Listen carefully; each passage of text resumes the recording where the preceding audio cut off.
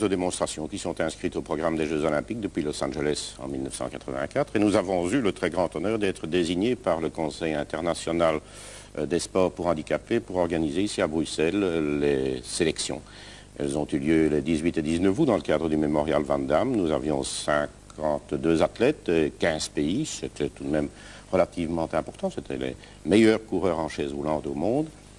Et nous avons un qualifié belge, qui est Paul Van Winkel, qui s'était qualifié dans la deuxième série des demi-finales, puisque nous n'avions pas organisé de finale, puisque c'était les demi-finales ici à Bruxelles, les finales, nous les retrouvons à Séoul. Nous les avons retrouvées cette nuit à Séoul. C'est aussi une manière d'intéresser le public séoulite aux Jeux pour handicapés qui auront lieu sous peu à Séoul également. Oui, mais très certainement, mais ce qu'il y a surtout, je crois que ce qui est très significatif, c'est que c'est l'introduction du sport pour handicapés dans le monde olympique, dans le monde du CIO.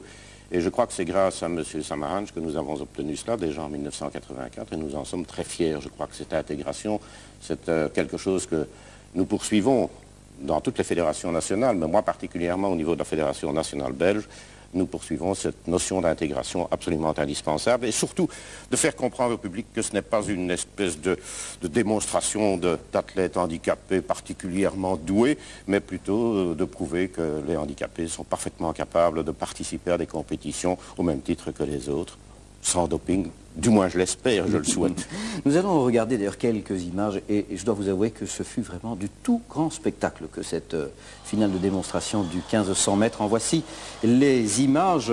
Et il faut savoir qu'il y a là 3 hommes en tête de l'épreuve. Le Français Mustapha Badid, le Belge Paul Van Winkel. Vous voyez le trio tout au sommet de votre image. Et enfin, l'Américain Bob Craig. C'est Bob Craig qui mène avec un équipement tout à fait comparable aux sprinters de légende que l'athlétisme américain nous présente pour l'instant. Donc derrière lui l'Américain et il est en 3e position. Vous l'avez aperçu, Paul Van Winkel, pardon, l'un de nos plus sûrs espoirs, l'un de ceux qui s'entraînent vraiment le plus pour réaliser des performances à chaque fois plus incomparables. Les voici donc roue dans roue, c'est l'expression. L'Américain, le Français en 2e position et notre compatriote en 3e position. Paul Van Winkel, lunettes solaires, maillot bleu ciel. L'Américain toujours en tête, c'est lui d'ailleurs qui a pratiquement mené le 1500 mètres avec une générosité étonnante. Bob Craig, il a conduit la course, il a entraîné dans son sillage ses 2 rivaux et il se précise donc Badid, le Français, 2e position et Van Winkel en 3e position. Les autres concurrents, vous le constatez, sont légèrement distancés, ils n'entrent plus directement en ligne de compte pour l'attribution des médailles et il y a encore un concurrent coréen qui aura d'ailleurs une certaine importance, qui lui se trouve franchement très en retard par rapport aux plus rapides. Les voici, la course entre pratiquement dans sa phase décisive.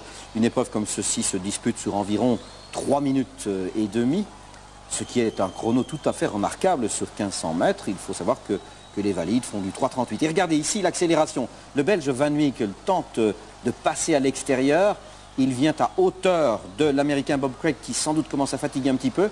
Van Winkel produit son effort et puis tout à l'extérieur en maillot clair. Donc le Français Mustapha Badid réagit à son tour.